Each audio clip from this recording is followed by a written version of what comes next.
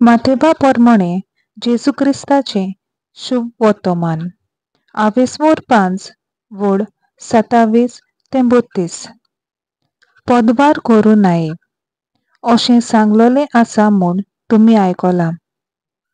तर हांव तुमकां सांगतां, जर कोणूय एके उस्तोरेचेर कामचाऱ्या दोळे घालीत ताणें आपल्या काळजांत तिचे कडे पदवार केलो.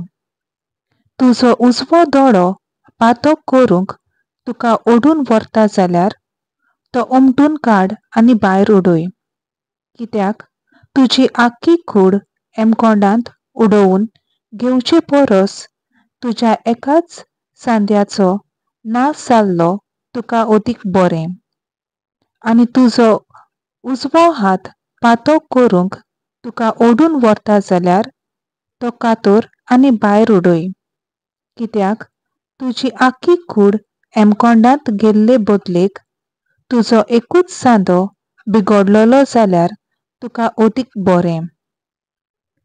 हाचे भायर अशें सांगलोलें आसा, कोणूय आपले पत्नीक सोडून दितलो जाल्यार पयलें ताणें तिका लग्न मोडण्याचें पत्र बरोवन दिवचें.